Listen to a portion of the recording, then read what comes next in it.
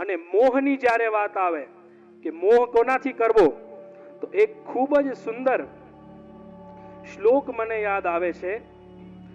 સાચા સાધુ કોણ છે? ઘણા પોતાની જાતને સાધુ કહેવા વાળા ઘણા હોય, પણ ભાગવતજી કહે છે કે સાચો સાધુ કોણ છે? કે જેને કોઈનો સંગ નથી. હો, સાચો સાધુ કોણ છે? કે જે નિસંગ છે. નિસંગ છે એનો મતલબ કે એને કોઈનો સંગ નથી. સંગ કોનો છે? કેવલ અને કેવલ ભગવાન શ્રી કૃષ્ણનો જેને સંગ છે, બાકી કોઈનો એને સંગ નથી. હકીકતમાં સાચા અર્થોમાં વૈષ્ણવો સાધુ એને કહેવાય કે જેને સંસારનો સંગ ન હોય પણ કેવલ પ્રભુનો સંગ હોય. એટલા માટે આપણે પણ વૈષ્ણવો પ્રયત્ન કરવો જોઈએ કે આપણો સંગી ભગવાન બને, આપણા સંગી ભગવાન શ્રી કૃષ્ણ બને. બીજા બધા સંગો તો ક્ષણિક છે, ક્ષણભંગુર છે. જ્યાં સુધી આ પંચમહાભૂતનો દેહ છે ત્યાં જ સુધી બધા લૌકિક સંગો છે, પછી કોઈ સંગ નહીં રહે. જ્યારે આપણે આ દેહનો ત્યાગ કરશું ત્યારે સંગ કેવલ અને કેવલ આપણી આત્મા અને પરમાત્માનો જ રહેશે. એટલે જે પરમ તત્વ છે જગતનું, જાનિત પરમમ તત્વમ યશોદોત્સંગ લાલિતમ, એવા યશોદાજીના પુત્ર શ્રી પ્રભુ કૃષ્ણનો આપણે આશ્રય કરીએ, એક એનો સંગ કરીએ. બીજા કોઈમાં મોહ કરીએ, બીજા કોઈમાં મોહી જાય તો આપણામાં સાંસારિકતા કહેવાય. બીજા બધા સંસારના વ્યવહારો આપણે ચલાવવાના છે, પણ કોઈનામાં મોહવાનું નથી. મોહવું હોય તો કેવલ અને કેવલ કૃષ્ણમાં મોહ. સંસાર મોહવાને લાયક નથી. આપણે એને જ મોહાય ને જે આપણને દેહ ત્યાગ પછી સાચવીને લઈ જાય ઉપર. એને ખાલી આપણો દેહ છે ત્યાં સુધી આપણને રાધે રાધે કરે, પછી કાંઈ નહીં. એવા સાંસારિકતાનો મોહનો શું અર્થ? પણ જેમ જગતમાં રહેવું હોય, જગતના નિયમોના અનુરૂપ બધા સંબંધો બનાવવા પડે, એમ આપણે કોઈ પણ પ્રકારની એનામાં આસક્તિ વિના બધા. મહાપ્રભુજીએ એમ નથી કીધું કે તમે સંન્યાસ લઈને સેવા કરો. મહાપ્રભુજીએ શું કીધું છે? ગ્રહે સ્થિત્વા સ્વધર્મતઃ. તમે ગ્રહસ્થ જીવનમાં રહીને ઠાકોરજીની સેવા કરો. તમારા સ્ત્રી, પુત્ર, મિત્ર આદિ બધાનું સમર્પણ તમે બ્રહ્મ સંબંધમાં કર્યું છે, તો એ બધાને તમે સાથે.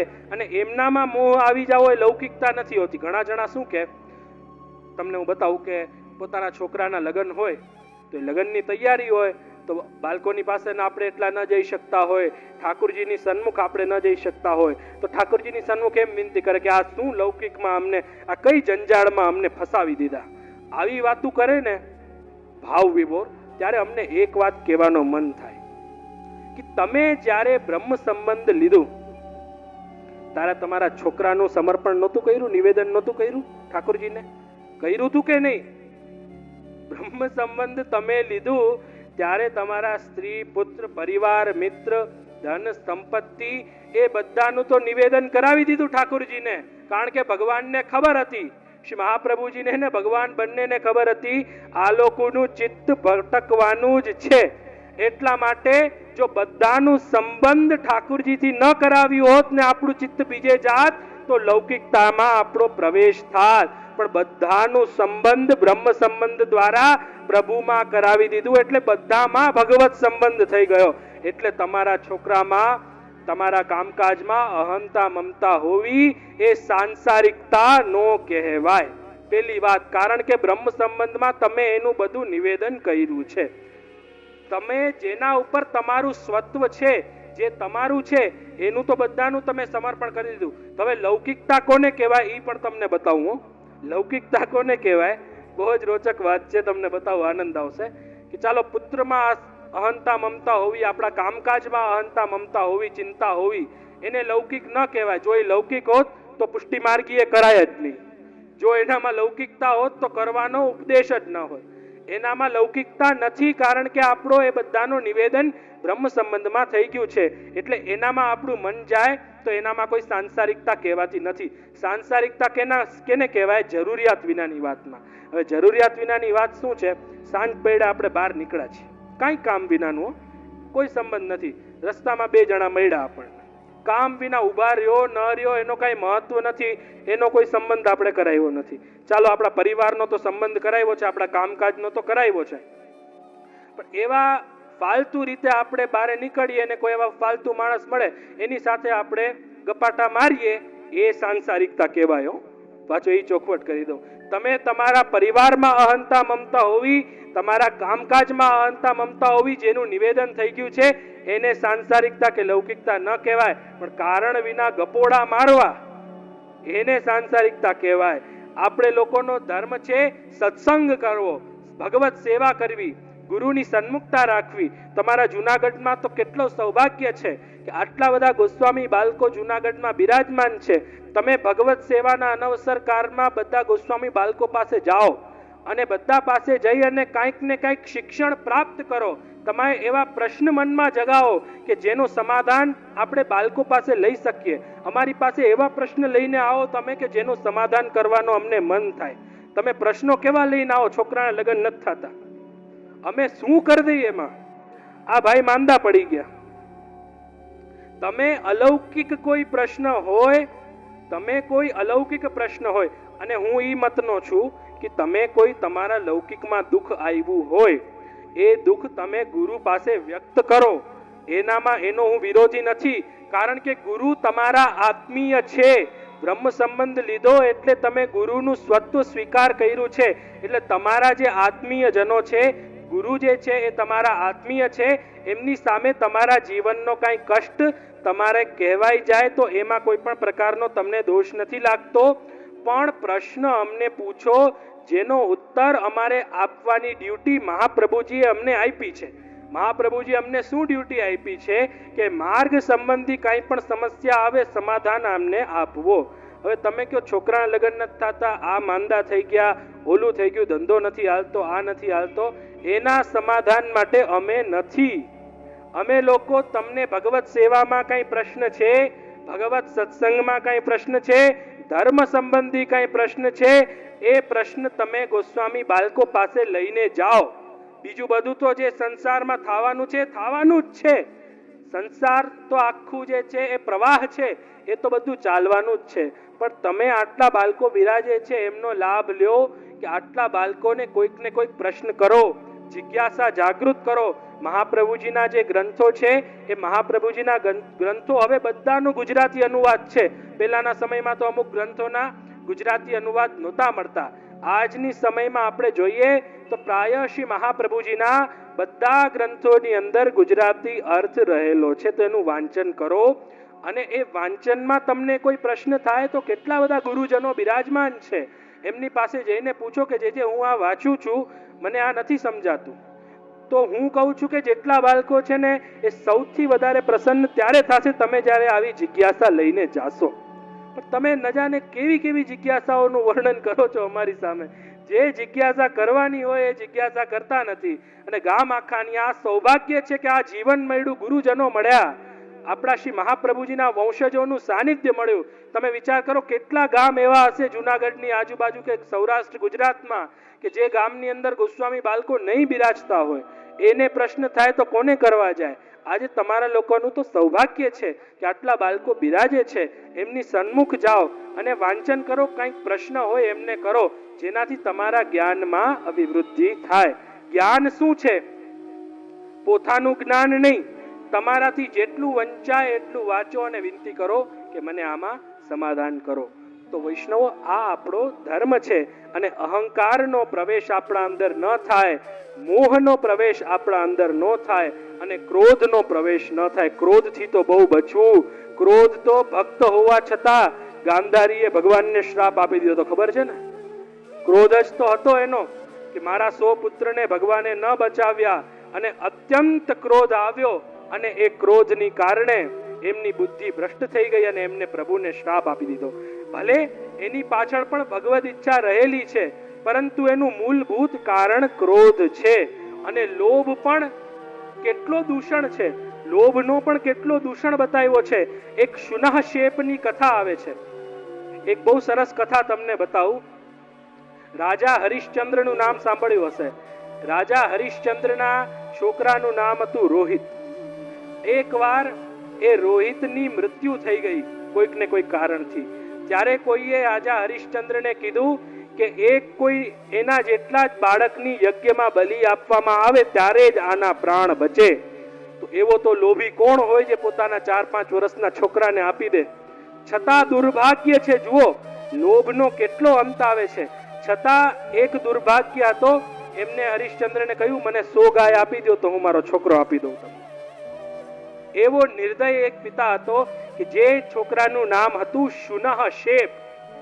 એ શુનઃશેપને એ રોહિતના પ્રાણ બચાવવા માટે એમને આપી દીધો 100 ગાય માટે.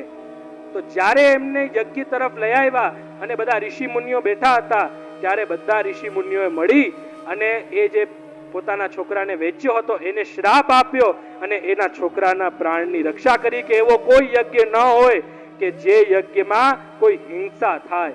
એટલે એ રીતે આ શુનઃશેપની કે લોભ જે છે ને એ વ્યક્તિને આ હદ સુધી પોતાના છોકરાઓને પણ એ દઈ દે. એ હદ સુધી જો લોભનો પ્રવેશ થઈ જાય ને આપણી અંદર તો આટલો બગાડ થઈ જાય છે વૈષ્ણવો. એટલે આપણે લોકોએ આ બધા સહજ દોષોથી બચવાનું છે, ક્રોધથી બચવાનું છે. શૃંગ ઋષિએ અજાણતામાં પરીક્ષિતજીને શ્રાપ આપી દીધો. કેવા મહાન પરીક્ષિત રાજા આપણે ગુમાવ્યા. શું કામ? ગેરસમજ. રાજા પરીક્ષિતજી જ્યારે કલયુગ આ ધરતી ઉપર આવ્યો ત્યારે પરીક્ષિતજીને પૂછ્યું કલયુગે કે હું ક્યાં રહું. ત્યારે રાજા પરીક્ષિતે કહ્યું કે ના, તું ક્યાંય નહીં રહી શકે. જ્યાં જુઆ રમાતો હોય, જ્યાં જુગાર રમાતો હોય, કોઈ ખરાબ સ્થાન હોય, અને સોનું એ મોહનું કારણ છે એટલે તું સોનામાં રહે. એટલું કહેતા જ કલયુગ ચડી ગયો એના સોનાના મુકુટમાં. અને જ્યારે મુકુટમાં સોનાના મુકુટમાં કલયુગ ચડી ગયો ત્યારે રાજા પરીક્ષિતજીની બુદ્ધિ થોડી ભ્રષ્ટ થઈ ગઈ અને એક મરેલો સાપ એમને એક ઋષિના ગળામાં નાખી દીધો. અને જ્યારે એ ઋષિ તો કારણ કે ત્રિકાલદર્શી હતા, એ ઋષિને તો ખબર હતી કે શું થયું. પરીક્ષિતજી જેવા ધર્માત્માનું આ કાર્ય નથી. આ કાર્ય એના મુકુટમાં સોનામાં બેઠેલા કલયુગનો છે. છતાં એમના જે પુત્ર હતા શૃંગ, એ શૃંગને ક્રોધ આવી ગયો અને પરીક્ષિતજીને કહ્યું કે આજથી 7મે દિવસ તક્ષક નાગના કાટવાથી તમારી મૃત્યુ થઈ જશે. ક્રોધમાં કોઈ પણ જાતનો વિચાર કર્યા વિના, આગળ પાછળની સ્થિતિને સમજ્યા વિના તરત એમને શ્રાપ આપી દીધો કે આજથી 7મે દિવસ આનું મૃત્યુ થાય. પછી એમને પણ અફસોસ થયો જ્યારે હકીકત જાણી. એટલે ઘણી વખત ક્રોધમાં આપણે એવા નિર્ણય લઈ લેતા હોય કે જે નિર્ણય લીધા પછી આપણને પછતાવો થાય કે આપણે આવું શું કામ કર્યું. એટલે વૈષ્ણવો, આ છે સહજ દોષ. અને પછી છે દેશજ દોષ કે એવા અંગ બંગ કલિંગ કે કઈ મગધ આસુર દેશ. શ્રી મહાપ્રભુજી અંગ બંગ કલિંગ કે કઈ આદિ બધા જે શાસ્ત્રોમાં જ્યાં જવાનો નિર્દેશ નથી એ બધા સ્થાનોમાં નથી પધાર્યા. તો અહીંયા સમજવાની વાત એ છે કે દેશજ દોષ 5 પ્રકારના દોષ છે. સહજ, દેશજ, કાલજ, લોકવેદમાં નિરૂપિત, સંયોગ અને સ્પર્શ. આ 5 પ્રકારના આપણે ત્યાં દોષ છે. અને એક છઠ્ઠો દોષ શ્રી ગોકુલનાથજી આપણને બતાવે છે કે જે કર્મજ દોષ છે, કર્મથી દોષ છે.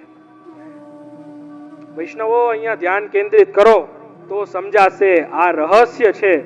રહસ્ય એમનેમ નહીં સમજાય. રહસ્યમાં તે ચેતસ્તત પ્રવણમ સેવા, જે સેવામાં એ ચિત્ત પ્રવણ કરવું પડે. આ તો સત્સંગ છે, આમાં તો વધારે પ્રવણ કરવું પડે. તો એક તો થયો સહજ દેશ, જેમાં કામ, ક્રોધ, લોભ, મોહ, મત્સર આદિ, જેનું આપણે વિસ્તારપૂર્વક વર્ણન શ્રવણ કર્યું. હવે છે દેશજ દોષ કે જ્યાં શાસ્ત્રોએ જવાનો નિર્દેશ નથી કર્યો એ પ્રકારની જગ્યાઓ, જેમ અંગભંગ કલિંગમાં પહેલા નહોતા જાતા અને વિદેશ મ્લેચ્છાદિકના દેશોમાં નહોતા જાતા. જો ત્યાં જવાઈ ગયું હોય તો એ બધા દેશજ દોષ કહેવાય. હવે અમે લોકો પણ જઈએ છીએ, કહી દઉં તમને, વિદેશોમાં અમે લોકો પણ જઈએ છીએ. કારણ કે વિદેશોમાં જવાથી સંસ્કારોનો લોપ થઈ જાય છે. પરંતુ શાસ્ત્રોમાં એનો એક વિધાન છે કે ત્યાંથી આવી અને જે ગૌદાનનો એક સંકલ્પ કરવામાં આવે છે એનાથી એ બધા સંસ્કારો લોપ થતા નથી. એટલે શાસ્ત્રએ જે બધા વિધાનો બતાવ્યા છે એના રસ્તાઓય બતાવ્યા છે. પહેલા તો બતાવ્યું છે કે આ કરો તો આ થાય. પછી કદાચ આવી સ્થિતિ હોય તો એ બધી સ્થિતિના જે રસ્તાઓ છે, જે પર્યાયો છે, એ પણ શાસ્ત્રે બતાવ્યા છે. છતાં પણ જે મ્લેચ્છાદી લોકોની ભૂમિમાં જવું એ કોઈક ને કોઈક પ્રકારનો દોષ તો બતાવ્યો જ છે. તો સહજા દેશ. પછી ત્રીજો છે કાલ. કાલ દોષ એવો છે કે જે તો બધા જણાને થતો જ હોય. હવે ગોધુલી વેલામાં લગ્ન કરવાના હોય. હવે લગ્ન બ્રાહ્મણ કયા ગોધુલી વેલામાં કરાવે છે કોને ખબર? શું મંત્ર બોલે છે એ કોઈને નથી ખબર. ઘણી વાર તો હું લગ્નમાં ગયો ને તો લગનના મંત્રની જગ્યાએ જનોઈના મંત્ર ચાલુ કર્યા. હવનમાં આવતી હું આ મારો જાત અનુભવ કહું. એક લગનમાં હું ગયો તો આમાયંતુ બ્રહ્મચારીને સ્વાહા. મેં કીધું ભાઈ સાહેબ આને બ્રહ્મચારી નહીં ગ્રસ્ત થવાનું છે, તું ક્યાં આને બ્રહ્મચારીના મંત્ર બોલાવસ? આમાયંતુ બ્રહ્મચારીને સ્વાહા.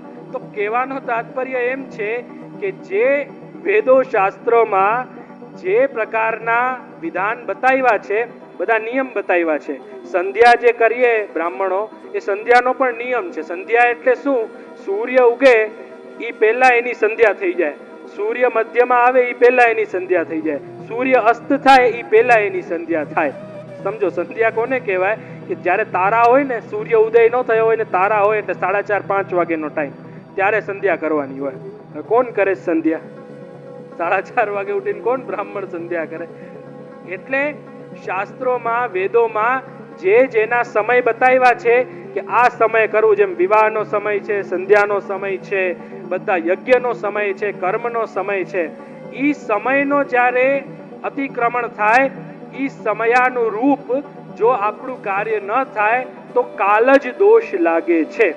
તો એ બ્રહ્મ સંબંધ લેવાથી એકવાર એ કાલ જ દોષનો પણ નિવારણ થાય છે. સહજા દેશ કાલોત્થા અને લોકવેદમાં નિરૂપિત જે દોષો છે, લોકવેદમાં નિરૂપિત દોષ એટલે કે જેનો અમુક અમુક એવા દોષ છે કે આપણે કોઈ તીર્થ સ્થાનમાં ગયા હોય ત્યાં વધારે સંસર્ગ ન કરવો, અને આપણે પૂર્ણિમા, દ્વિતીયા, પ્રતિપદા હોય, 11 હોય તો ઉપવાસ કરવો, બધી જયંતી આવે એનો ઉપવાસ કરવો. એ ઉપવાસ ન થાય તો આપણે એ લોકવેદમાં નિરૂપિત પરંપરાનો અતિક્રમણ થાય, એટલે એને પણ દોષ માન્યો છે. સહજા દેશ કાલોત્થા લોકવેદ નિરૂપિતા સંયોગજા સ્પર્શજાશ્ચ.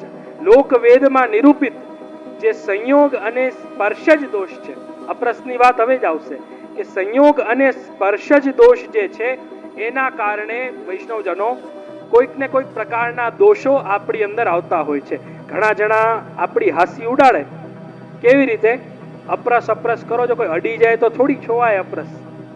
અડી જવાથી શું થઈ ગયું, એનો શું મતલબ? તો અસ્પર્શનો હકીકતમાં મતલબ શું?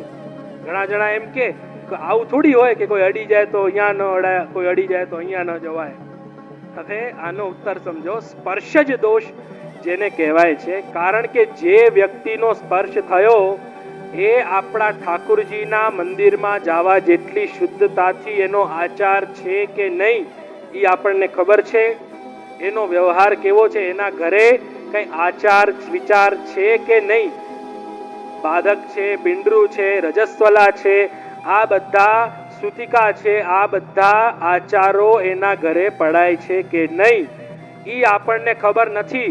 અને માની લ્યો કોઈના ઘરે પડાતા હોય ને કદાચ કોઈને અડીને આવ્યો હોય તો, એટલે ઘણા કારણો છે.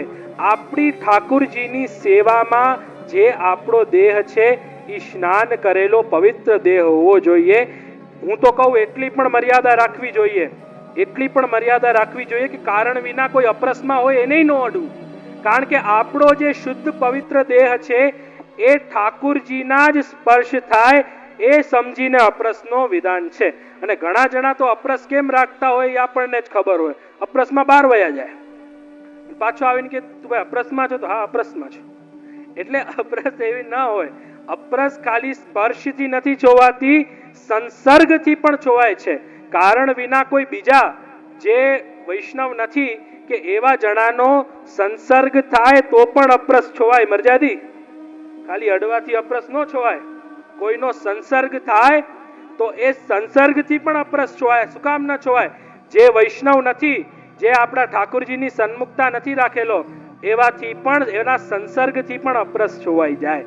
એટલા માટે આ જે દોષ છે ને, સંયોગજા સ્પર્શજાશ્ચ, કે કેવલ કૃષ્ણનો સંયોગ, કૃષ્ણનો સંબંધ જેને છે વૈષ્ણવો, એવા જીવો જ હકીકતમાં સાધુ કહેવાય. અને આચાર પણ મૂળ આનો મુદ્દો આખો આપણો ઈ જ આવે છે. સંયોગજા સ્પર્શજાશ્ચ. સ્પર્શ જ દોષ અને સંયોગ જ દોષ, આ બંનેમાં આપણે સાવધાની રાખવી જોઈએ. આ 5 પ્રકારના દોષ છે. અને છઠ્ઠો છે કર્મજ દોષ, એટલે કર્મનો દોષ. જે અહીંયા આ બહુ ગંભીર વાત છે, તમને બતાવું. બ્રહ્મ સંબંધ કરણાત સર્વેશામ દેહ જીવયો સર્વદોષ નિવૃત્તિ દોષા પંચવિધા સ્મૃતા સહજા દેશ કાલોત્થા લોકવેદ નિરૂપિતા સંયોગજા સ્પર્શજાશ્ચ. અહીંયા જે ચ ઉલ્લેખ કરવામાં આવ્યો છે, 5 જ દોષ બતાવ્યા છે, પણ શ્રી ગોકુલનાથજી, ગુસાઈજીના ચતુર્થલાલજી ગોકુલનાથજી આ જે ચ શબ્દનો અહીંયા પ્રયોગ કરવામાં આવ્યો છે, ઈ ચ શબ્દને પણ છઠ્ઠો દોષ માને છે, જેને કર્મજ દોષ કહેવાય છે. કે કર્મનો દોષ ક્યાં જશે? કે આપણે કોઈ પણ એવા હીન કર્મ થઈ જાય, ન કરવાના કાર્ય થઈ જાય, તો એ કર્મજ દોષનો પણ વિધાન આપણા પુષ્ટિ માર્ગની અંદર વૈષ્ણવો છે જ. એટલે આ બ્રહ્મ સંબંધનું મહાત્મ્ય બતાવ્યું કે આ 5 પ્રકારના, એટલે આમાં કોઈ દોષ બાકી ન રહ્યું. બધા જ દોષોનો નિવારણ બ્રહ્મ સંબંધ ગ્રહણ કરવાથી થાય છે. બ્રહ્મ સંબંધ કરણા સર્વેશામ દેહ જીવયો સર્વ દોષ નિવૃત્તિ. હવે પાછી એક ચોખવટ કરી દો કે બ્રહ્મ સંબંધ તમે એકવાર ગુરુ પાસેથી લ્યો ને વૈષ્ણવો, ત્યારે તમારા આ બધા દોષોનો નિવારણ થઈ જાય. પરંતુ સાવધાની રાખજો, બ્રહ્મ સંબંધ એ એકવાર તમારા બધા દોષોને નિવારણ કરી દે છે, તમને દોષ મુક્ત કરી દે છે, તનુ નવત્વ મેતાવતા, તનુ નવત્વની પ્રાપ્તિ કરાવી દે છે. પણ બ્રહ્મ સંબંધ કર્યા પછી પણ આ બધા પરાક્રમ થયા તો પાછા એ બધા દોષ તમને લાગશે. એ વાતની સાવધાની રાખજો. બ્રહ્મ સંબંધ દીક્ષાથી એકવાર તમારા બધા દોષોની નિવૃત્તિ તો થઈ જશે, પણ એ નિવૃત્તિ કરાવ્યા પછી પાછા એ બધા દોષ કરશો તો પાછા એ બધા દોષ લાગશે. સર્ટિફિકેટ નથી આ સર્ટિફિકેટ નથી કે આ બ્રહ્મ સંબંધ થઈ ગયું, હવે આ 5 પ્રકારના દોષ તમને જિંદગીમાં કોઈ દી લાગશે જ નહીં. એવું નથી. એકવાર બ્રહ્મ સંબંધ કરવાથી, કારણ કે જીવમાં દ્વિજત્વ આવે છે. જીવ દ્વિજ એટલે શું? એક માતાના ગર્ભથી જન્મ લીધો અને એક સંસ્કારના ગર્ભથી જન્મ લીધો.